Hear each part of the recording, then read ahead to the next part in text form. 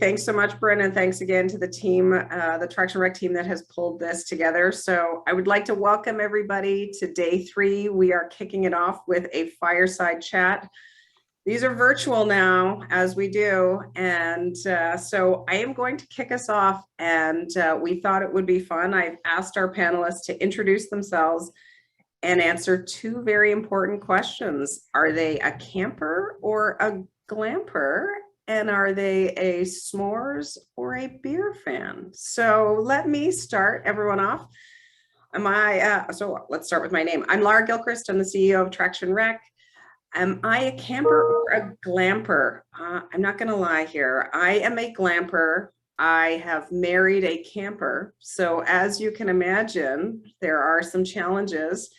And last year, my husband decided that our kids needed to toughen up a little bit. And we went on a real camping adventure out into the wilderness, no water, no toilets, all of that stuff. It rained for 3 days straight. The tent leaked. And at the end of it, my kids asked if we could go to Hawaii next year. So I think the glampers are coming out in my family.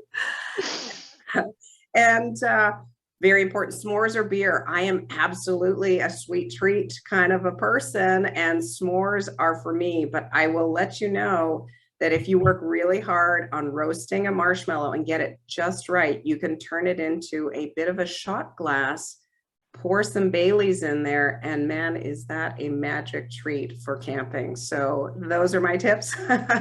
I'm gonna go based on the slide deck order. Tom, please introduce yourself. Hi, my name is Tom Gardner. I'm the Senior Vice President and Chief Information Officer of YMCA USA, and so happy to be here.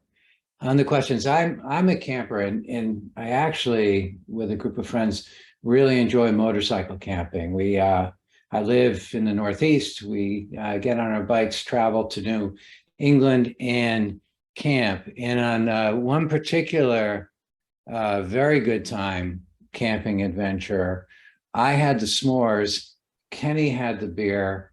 It did rain for 3 days. And would you know it, when I woke up and went to greet Kenny, he was sleeping in 3 inches of water, none the wiser, quite comfortable in his pool of water. So sticking with the s'mores, love to camp, love to do it on a bike. Fantastic. Thanks, Tom. All right, let's go to Jackie. Everyone. So I would say, I guess I should introduce myself and who I am. I'm Jackie Noden. I manage my Club Hub, which if you had a chance to hear Maddie Ganslin talk about yesterday, is our packaged version of Traction Rec Plus, Salesforce, and PSP, and other things for club organizations.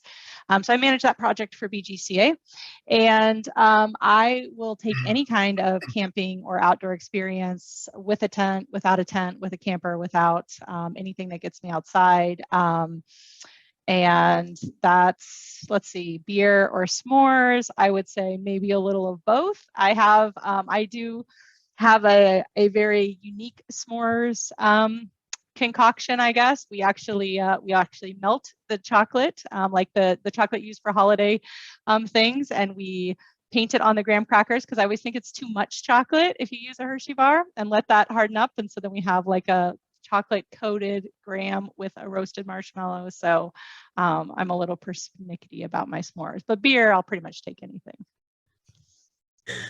Amazing. Great tip. All right, John, let's pass it to you. Thanks, Laura. Hey, good morning, everybody. It is a pleasure and an honor to be with you here today. John Meritt, the CIO for the YMCA of San Diego County. All right, camping or glamping. I am 100% a camper. Love to get out in the wild and kind of live that life. But the funny part is that my wife is a glamper, and she's not even that. She wants to be pampered. So when we got married a long time ago, we had all these great ideas that we were going to camp, and it just never happened. So she's turned me into a glamper, and we spend most of our time when we were traveling, going to B&Bs and stuff like that. So it's not who I am, but it's what I'm willing to do for the one I love. Beer, versus s'mores, absolutely beer. San Diego is known kind of around the world as a craft beer mecca. So lots of great craft beers here in San Diego. Big fan of IPA. So that is what I would pick of those two. So. Awesome. You're making me want a trip to San Diego, and I'm proud that your wife has won you over to the glamping side. It's scary. All right, Matt, over to you. Hi, everyone. I'm really happy to be here. I'm Matt Adwin with JCC Greater Boston. We are in the midst of going over to Traction Rec, and it's fair to say that I ask a lot of questions.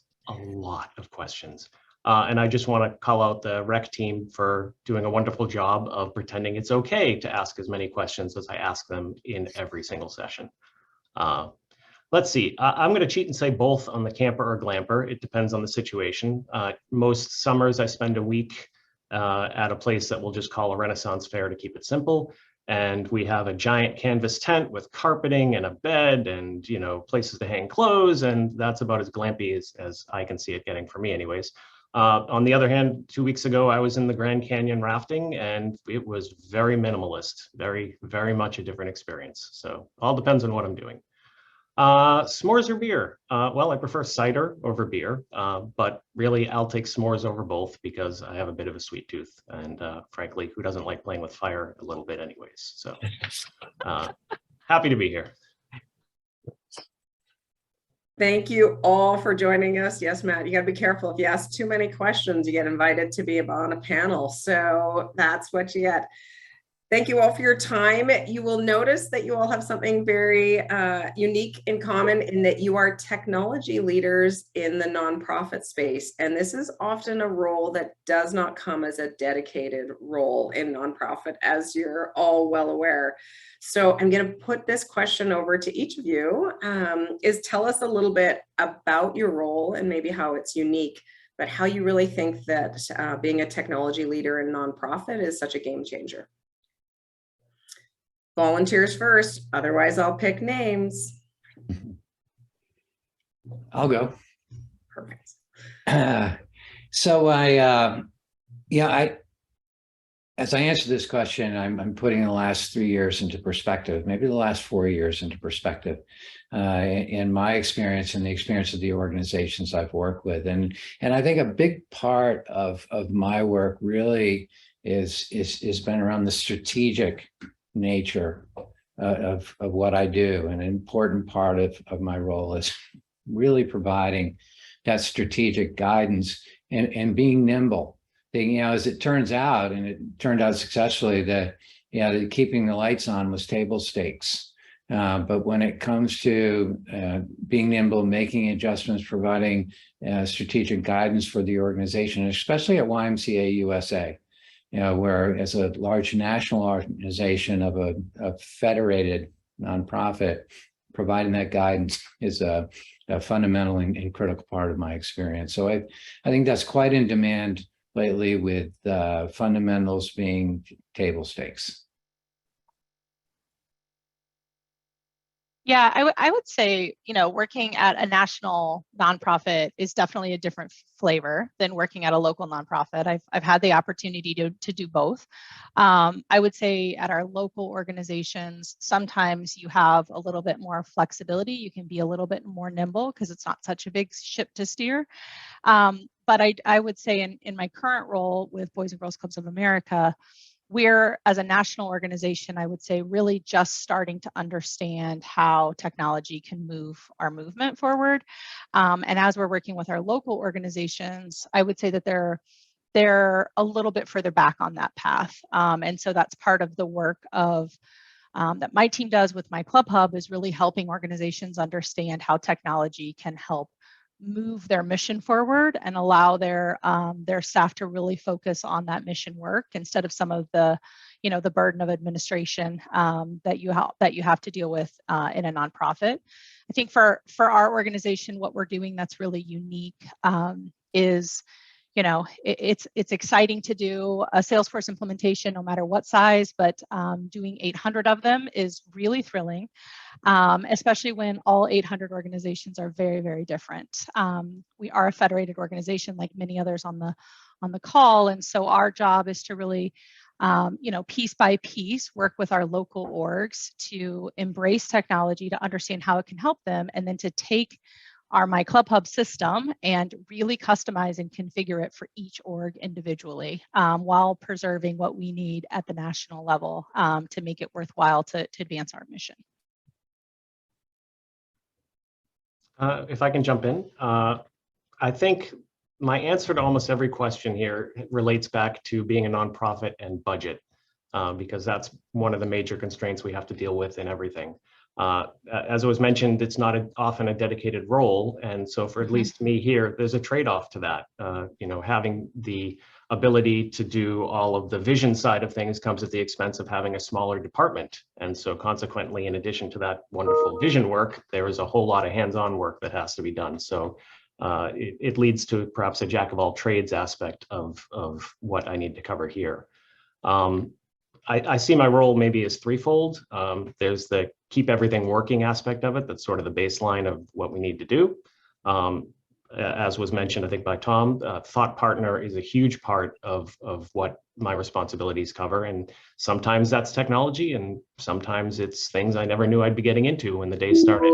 And I would say most importantly, I see my job as making it easier for others to do their job, whether those others are staff or constituents at home signing up for a program. That's really the focus of what I try to do.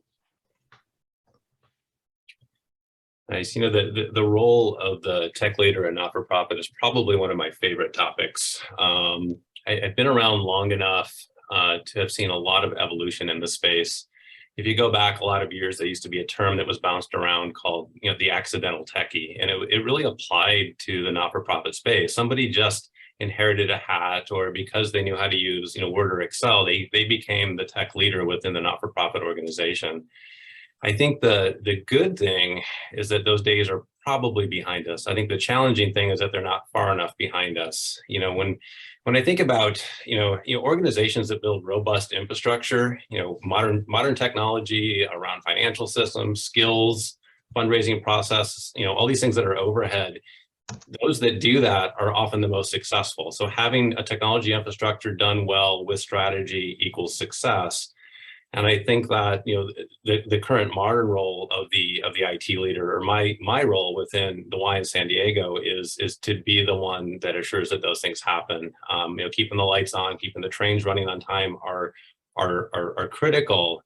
But right now we're seeing a shift of technology strategy is really the bridge between mission and customer. And how does technology come in at a much higher level and create connectivity, those conduits and pipelines between what we do as a Y all the way out to the edge with our customer. Business alignment is still an important topic. It's an old topic. Most, for-profit companies have, that ship has sailed. But tech within the not-for-profit space, I believe, really needs to be focused on moving to a valued partner. We tend to spend a lot of time in the reactive, so the role of the tech leader is how do we shift that? And then I think lastly, the modern not-for-profit tech leader really needs to help the organization understand that technology drives business. It's not what we do, but it's how we do what we do. And technology leaders having a seat at the right tables, to partner with those that are really driving change within their communities. That role and creating that understanding, that link, being that partner is really critical.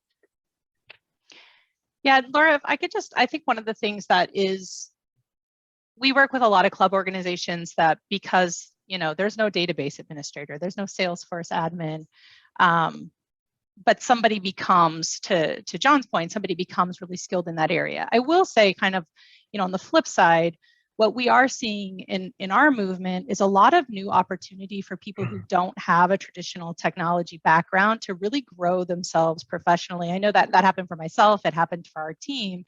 And so I do think that's one really cool thing that's come out of how nonprofits, it's a double-edged sword, of course, but like how nonprofits have approached this is there's a lot of us who really found a love for technology and how it can work in the space that have been able to, especially with a product like Salesforce that has so much organic training opportunity, that have been able to really grow into that space.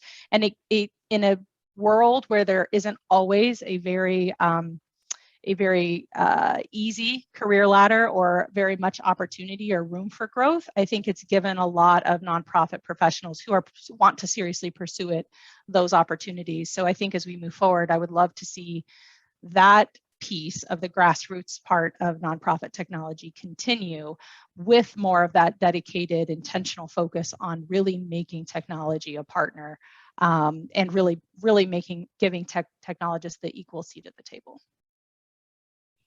I love that. I'm going to skip to my third question because that really transitions nicely. Jackie, I mean, everything you read in the news, everything we see today front and center is about how it's really hard to not just attract new staff. I mean, everybody is hiring, every one of us, but also retaining that staff and trying to make sure that people are happy in their organization. And as a nonprofit, salaries have become very competitive as well, which is, difficult as a technology leader.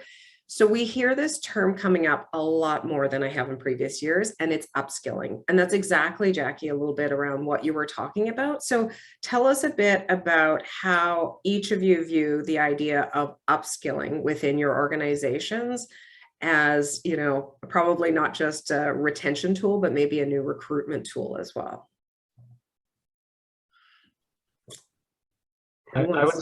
I'm sorry, go ahead, whoever spoke. No, I was going to hand it to you, Matt. Go for it.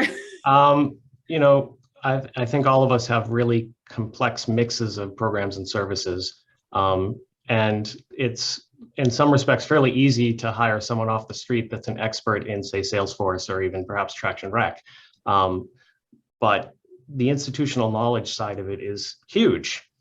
So having the ability to take somebody that already knows how you do things, the way you do things, what different programs and services you have, and then upskill, train them to be able to do it in the new system is, I find, huge, and something we're working on right now. As far as retention goes, there's nothing wrong with saying this training will help you in the future, even at a different job. This will help you find a new job. We want to mentor our staff and help them on their career, and that does not mean locking them in the door and not letting them leave.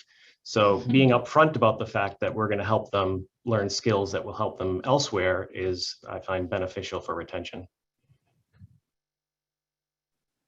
Yeah, I think that's huge, Matt. I think the other thing our team focuses a lot on is diversity, or the lack thereof, in the technology world. I mean, I think the fact that Lara's on this call, I love, because it is all too rare still, and inspiring to see females in CEO positions at technology corporations. And it's one of the things that our team really thrives on as well, is to really help upskill and develop a really diverse group of individuals with technology skills, so that we're really changing the landscape of who technologists are as well. We've had a really interesting opportunity to focus on skills in IT. I have to say, in San Diego, I've been pretty blessed to grow the team that I have and to have the size team I have, to serve this organization. But one of the opportunities to really focus on kind of building our own incubator for tech people was to actually make this the first tech job that people would actually have. So we have certain positions within IT, and this is really just speaking to the IT side, where they come in, they work in help desk. We have a path for them. We have a skill set that we're really trying to move them through, and then we have opportunities at other levels within the IT team after they spend some time, kind of at the beginning. I think the cool opportunity in that is that we're kind of serving our own mission, by helping people get, a great skill. They work at the Y. But I think one of the other, things in this space is that, the new work methodology is really digital first, and but it's meaningless if it's not kind of anchored in people. And I think the thing that Matt said that is really important is that the best people to upskill are those people that you already have, those that really understand your business, they understand your mission, they're connected, they're committed, they're bought in. I think that we find internally that those are the ones that we really try to invest in when it comes to to raising skills. A couple points, all great points. But one thing I would add, recruiting lately, is that we're also competing with a desire to have a very agile and flexible lifestyle and not be stuck, within an organization. And it is a strong desire, if you will. It's something that, for many people in tech is very, very important to them. So the whole thread that's running here, where if you're able to draw from within the organization and develop and help a person make a meaningful improvement in their career with something they do, well, that's just plain wonderful. And to the extent that it supports your organization values, and as it should, it's even better. But one last piece I'll add is it's also becomes an interesting aspect of strategy and and decision making, where on the home stretch, as you're thinking about product selection and platform selection, and you're thinking about resource availability, to me, that ability to upskill, in an area that will be highly desirable and where training is highly available, is really a feather in the cap of the right decision. And certainly in this platform, we see that in the organizations I've worked for, I've had tremendous success, as has been described. I think Matt describes it, and having someone promote from the help desk to ultimately become a well-versed administrator and developer with all kinds of flexibility from a career perspective. So it's an important part, and it really provides a nice opportunity from a leadership perspective to develop from within and to foster growth in the organization. I love that. Hey, two quick things I'd love to add to that. One of the things that becomes a challenge is that a lot of companies, not-for-profits and other, often focus on technology first. So they pick a technology assuming that that's going to be the solution that fixes all their problems. And I think one of the things that I've seen about from a skills perspective is that organizations need to consider the employee journey. They need to look at how the technology is going to impact the employees, and do they have, the skills to really meet the need. The other thing that I've really come across that I see as crucial is that managers are really important to the success when it comes to skills, because if you have well-trained managers or well-skilled managers, they spend less time on the low-level stuff, and then they can focus on developing their teams. So, upskilling across an organization, not just entry-level staff, but all staff, and especially, again, supervisors, managers having skills so that they can, kind of imbue others with that, with those abilities is really critical. So we had a question. How do you promote training and growth? Can I see that in the chat? Yeah, absolutely. So at a couple levels, I'm sure that there'll be a bunch of interesting perspectives here, but it needs to be funded, right? Sounds obvious, but from a leadership perspective, you've got to make it part of the program, and being willing to fight the good fight in some cases to get everything that's necessary. And I think you hardwire it into values and individual development plans, in the form of goals and objectives at a personal level, where not only is their work done with a supervisor and a member of staff relative to what are our plans for goals. So there's formalization of the discussion there, but it's now let's write a goal, right? And plan ahead for the year and what we're going to do. And at the end of the year, right, we're not only rewarded with our growth, but we're rewarded from a goals and potentially a compensation perspective. So you fund it and you hardwire it into the values and the developmental plans of the organization, and you live by and stick with it. And sometimes you reach a point where things are easier for you because of just the synergy of what you're doing. We're switching over to a new product, which has great training available online from anywhere. And tying back to Tom's earlier point about retention and being nimble, it's a product that's accessible anywhere, unlike perhaps our existing CRM, where you pretty much have to be in the building to be able to do anything with it. Yeah, I think Tom, to your point, like I think what I would say the biggest challenge is space, right? To me, it's a bigger challenge for our team in feeling like they can feel comfortable pursuing training isn't, can we pay for it? It's, we're already working, insert X number of hours over 40 here. How can we find space in our world to do this? And I think, we had a really great opportunity for everybody in our team to take Salesforce certified admin training, which was a great professional development opportunity. I haven't found a lack of eagerness or willingness from our team to learn more. I mean, we learn more every single day about what we're doing. But I think when if we're talking about sort of that dedicated, intentional, professional development, that's where our biggest challenge really does remain. Working with limited resources, we don't have enough staff to do what we're doing, and how do we carve out time for those folks to do those things? And I would be lying if I said I had the answer to that, because I think we are really still working on that on a daily basis. It's absolutely a priority for us, but we have a lot of competing priorities, and so I think that's one of the pieces that we all have to kind of try and keep each other honest on is, when those opportunities are presented, and those there's individuals who want to pursue something more or above and beyond. How do we make sure that we're going through not just saying, cool, you can go take this class, but here's what I'm going to take off your plate so you don't feel like you're getting penalized for taking that class. And so I think that's just work that we have to do a better job of as managers.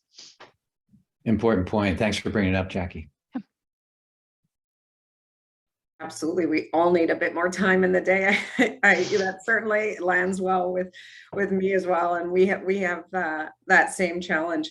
Let me put something else to the panel in terms of, as technology leaders, I'm sure that you've all been to those meetings where somebody says to you, our customers need a more modern experience. Let's get the IT department to fix that. We would like the Amazon purchasing experience, the, one click in your cart at your door experience. And we all know it's so much more. It's around business process, and especially given you all do such amazing good in your community, that has to be quite flexible too in terms of your constituent. Tell us a little bit about those experiences and how, as technology leaders, you maybe rope in some other folks to help bring in that process change so that you can tackle modernization.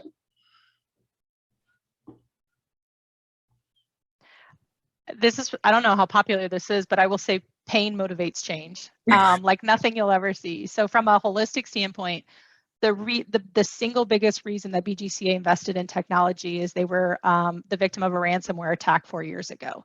And I think as systems are ineffective and people are wasting time on old archaic business process, and as some of these risks in the technology world really ramp up, it really does motivate people to make change.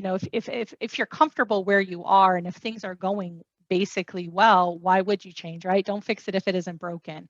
And so what we really focus on when we do change management with staff, both internally as well as with our organizations, is our first step is to learn what they're doing now and what they love about it and what is driving them crazy. What are their pain points? And we build all of our strategy based on that discovery, because just going in and saying, here's this thing, it's going to be great, without an understanding of kind of where they are and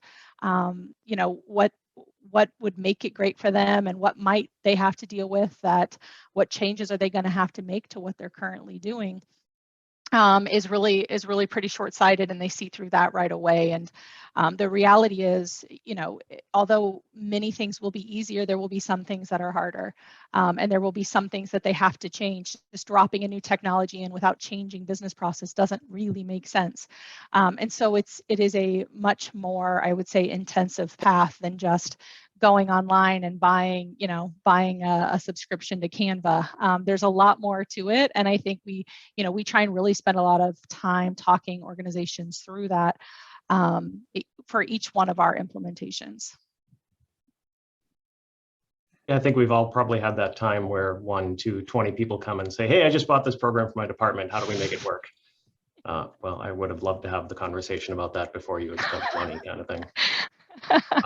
But related to what Jackie was saying, part of the process to gear up for a project and when you're learning how things work and the way departments do things is to work through what it is they actually need as the end result.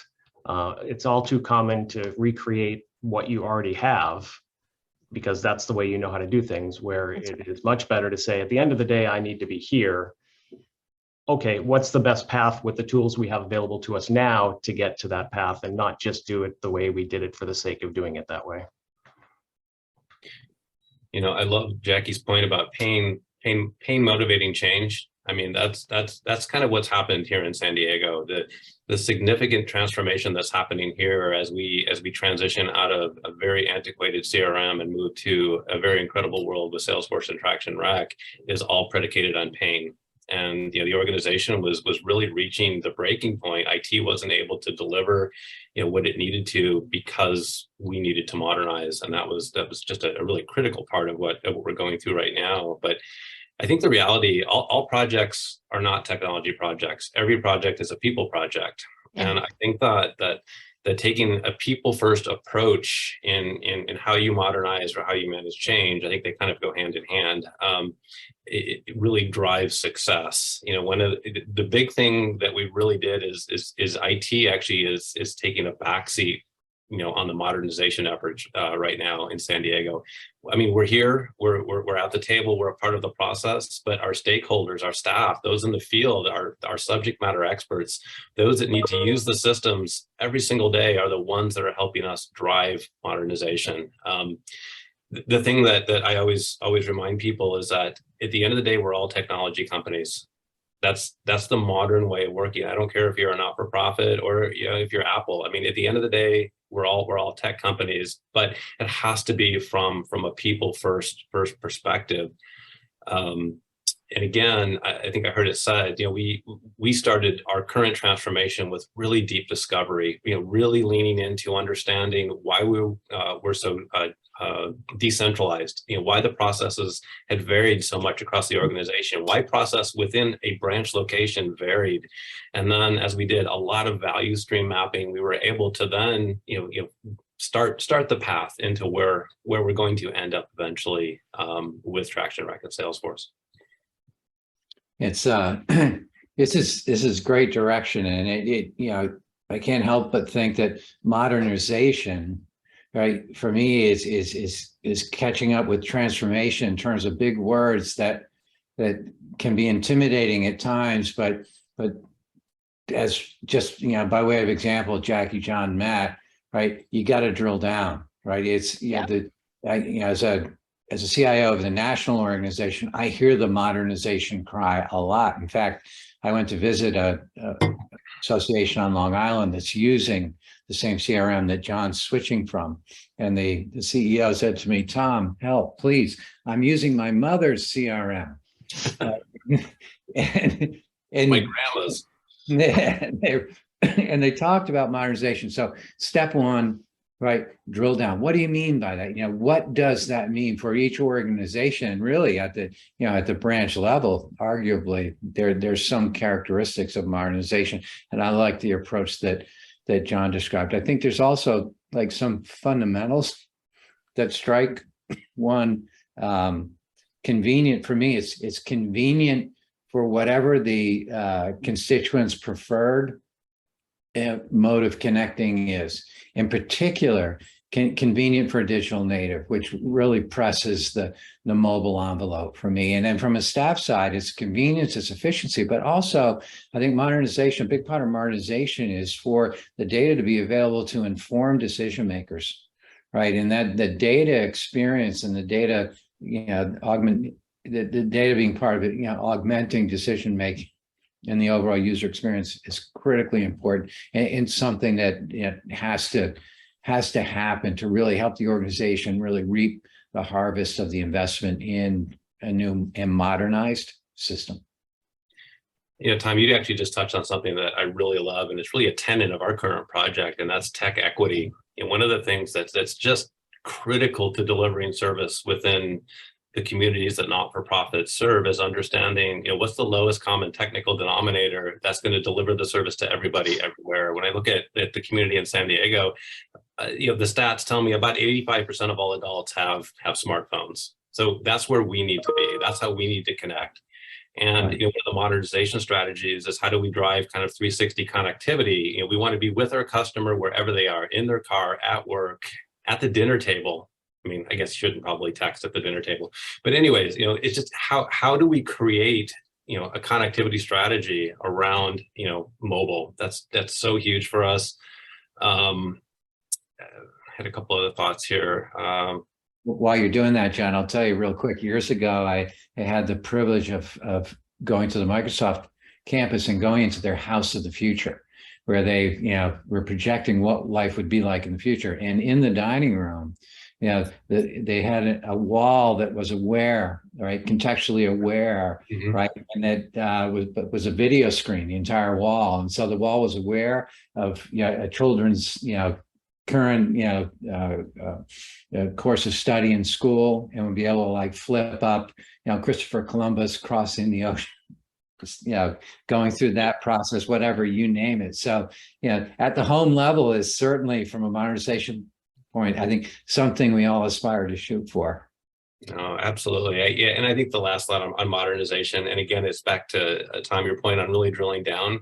I think it's really important to know that there are two customers in every technology implementation, and it's your staff, and then it's the people you serve, and they both really need to be taken into account, you know, as you bring change into your organization. They both need to be a part of the change. They both need to lean into that change.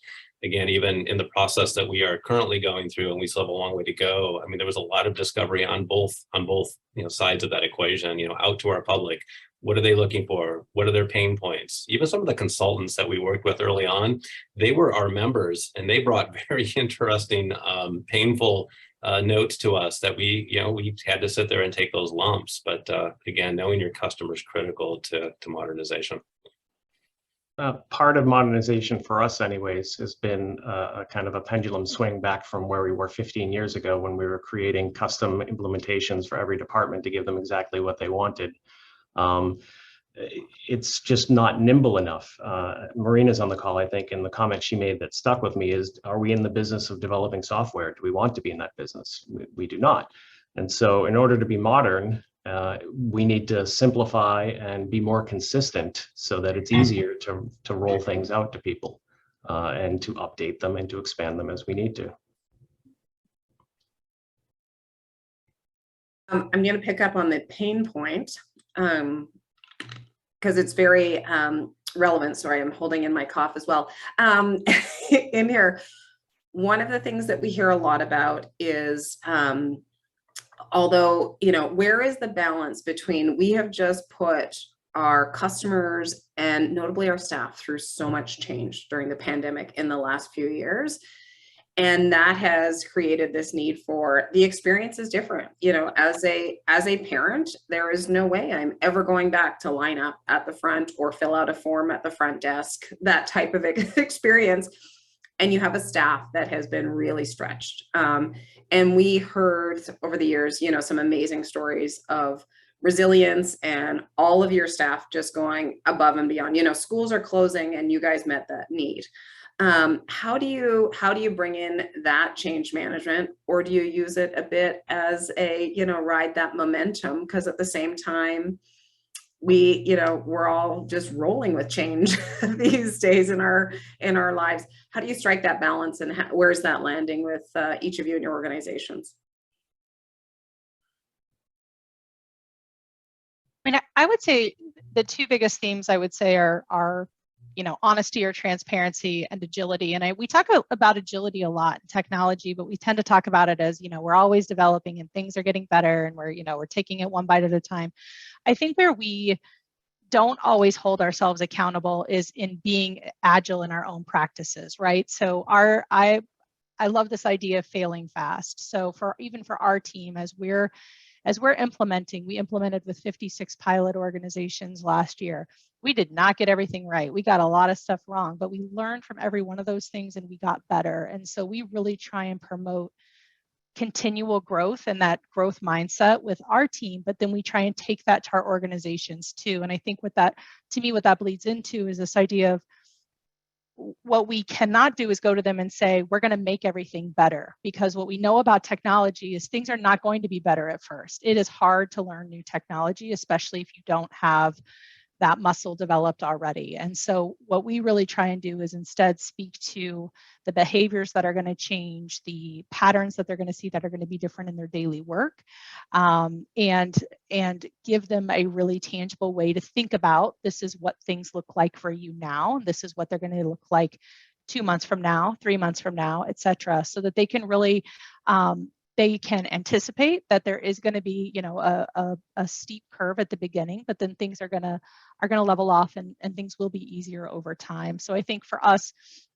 as we're trying to kind of get folks onboarded, that's part of what we've learned along the way is, overselling this promise is only going to hurt us in the end, and really working with them as partners, super transparently, and continuing to grow from that experience ourselves, I think has been probably one of the most powerful parts of our work. Early on, one of the things that we learned and kind of knew is how important trust is. Really building trust with the team, with the people, with your internal customer as you try to bring change and deliver technology. Full transparency. We're a big organization in San Diego, but we had a lot of false starts. There was a lot of change, a lot of things that was that impacted our ability to drive the things forward that we wanted to, and the consequences of that were the staff at large who did not believe that the change was really going to come, and we found it's so important to again really make it about them, really to get close to them, to really over communicate everything in the way that our team want to be communicated with, but trust is so critical to being successful as you do everything from modernization to upskilling to just managing change. I'd say the communication has been mentioned is key. We are transitioning. We certainly hope things are going to be much better in the future, but change is hard and it's going to be messy along the way. And there's going to be that transition point where you might even be wistful for that ancient system that we're looking to get rid of as soon as possible. But we'll work together, we'll figure out best practices, and we'll improve as we go. And in the end result will be something that is far superior than where we are right now, but it's not this easy path to walk to get from A to B. Yeah. Sorry, go ahead. Go ahead, Tom, sorry. Yeah, it's so interesting. And this is another important aspect of our work where John's earlier point of, we're dealing with people, process, and technology, and we really got to focus on the people part. Because every time I've approached an implementation, I've done so with change management scars that I've learned from, and I went in like, I'm ready, and I'm banging the change management drum early in the process. But it's, fundamentally what we're doing is from a process perspective, we are changing the way that people show up, right, and earn a living or give, as a volunteer, or do it. It's fundamental to their experience, what we're doing. I've had cases where, I was replacing a process that took 30 days with a Salesforce-based process that was real time. And there was fear and reluctance, right, to move to that from someone at an executive level. So we've got to embrace the fundamental fear of change, and start the change management discussion early in the process. And with the groups we're working in, and we've all provided examples of it, right? Have the change management discussion. What does this mean to you, right? And at best, right? We're just creating a change management bond amongst ourselves because, what we've done and developed an approach, because ultimately there will be lessons learned, there will be unforeseen circumstances, but as we go through each iteration, they become fewer and farther between, right? And ultimately, like even through the difficult moments, the organization is change management aware, as by virtue of our starting early in the process, and we see it as a growth mindset moment of continuous improvement. But start early, focus on people. Clearly recognize that change management is going to be one of the most challenging and critical things we do. We're all in it together. And the work begins. Absolutely. And I would add that, know that as you change, culture is going to show up in very interesting ways within your organization, and you have to be prepared for that.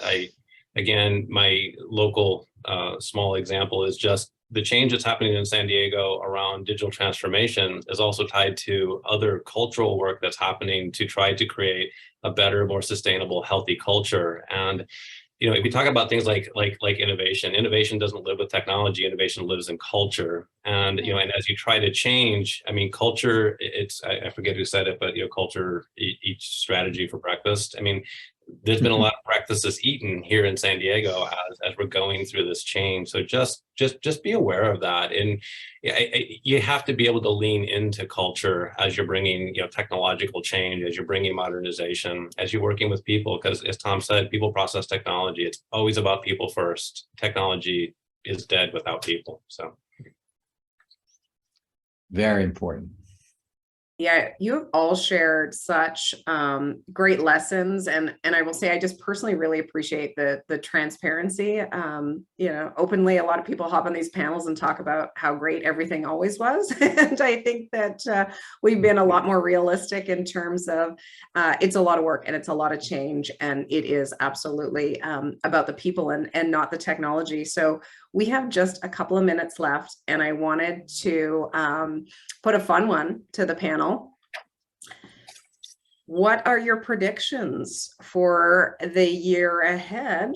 Every other year we've talked about COVID is probably over and we're going to do no more virtual conferences and all that type of stuff. But let's look forward a year and tell us a little bit about what you're predicting for either, you can go big for the world or for your organization. Love to see that. Two quick predictions. They're not really predictions. I really think they might be realities. Is that just be prepared that disrupted enterprise is for real. COVID has created a work environment that's going to impact, people, process, and culture in the way that it has into the future. I don't think we're going back. So just know that that's here to stay, and we have to really adopt and adjust to that as we bring technology and change into our organizations. The other kind of prediction I would make is that within our space, leveraging technologies like AI, especially generative AI, that can really take the automated collection of information and move it into certain funnels so that we can act on that is really critical. Automation is a great way for not-for-profits to make up for maybe the people that they can't have. So those would be my couple right there. I'm sorry. Go ahead, Tom. No, go ahead. Embracing the go big or go home in some respects, and these are big picture, not necessarily anything related to my work here, but I think that low Earth orbit satellite internet is really going to take off in the not too distant future, and all that money we're trying to spend to get high-speed internet to the rural places that so deserve it will instead be through a different vector that will make a huge difference. On the sillier side, my prediction and hope is that Flo from Progressive and the Geico Gecko will retire together and go off into the sunset and give me back my TV set for other purposes. Nice. Amen. I saw the Elon Musk quote this morning that come back to work or don't come back to work ever. It went something like that. And, I've had hybrid on my mind a lot. And, I think in this post-pandemic period we're in, as I think about work, as I think about our members, right? The hybrid experience is, I think, the experience that we run with for a while. And I think as we go through some reactionary moments where maybe there's a new strain out and we're more at home, or maybe we're free and clear for a while, so we're less at home, it's having a valuable experience at work or home, and is the way it is. And I think ultimately, even though in some businesses, like Tesla, right, maybe being at work is what's most important, right? I think ultimately, the end of the year, it reinforces hybrid. And to that end, our important work, right, in guidance is relative to the virtual side of the equation. I think for members and, in a lot of areas that in staff, we can make improvements in the quality of experience from a virtual side of things. Yeah, I would say, kind of adding into a little bit of everyone, except for maybe about Flo and the Gecko, who I'm a big fan of Flo myself. So Matt, I don't know how I feel about that. I like Flo. I've just liked her for about 10 plus years now. That's all. I think we are at a really interesting intersection with technology and the nonprofit world. And I think the technology gives us an incredible opportunity to move people forward, but it also introduces an incredible potential to leave people behind. And in our work at Boys and Girls Clubs, that's present every day.